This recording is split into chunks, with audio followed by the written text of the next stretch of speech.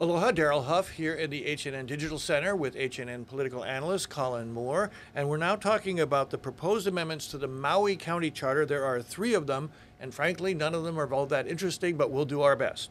So the first one is the Salary Commission amendment that would simply change the definition of what the Maui Salary Commission can look at from all compensation to salaries.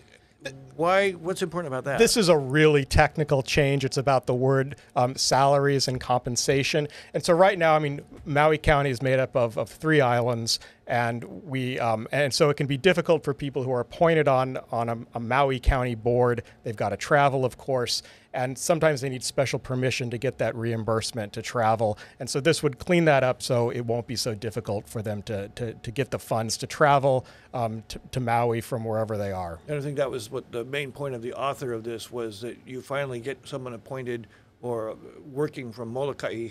Exactly. But they don't have the disincentive of having to pay out of pocket for a lot of their expenses. Okay, independent staffing for the Board of Ethics.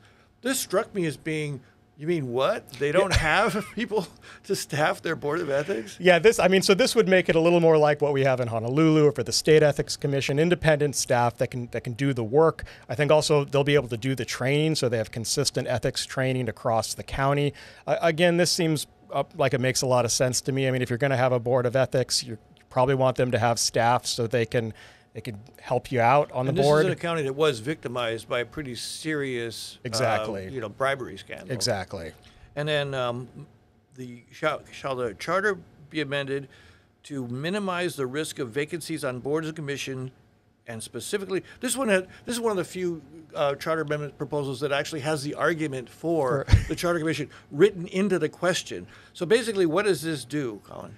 So what it'll do is allow you to serve 2 terms or up to 10 years, depending on the amount of time that you can have on a certain commission.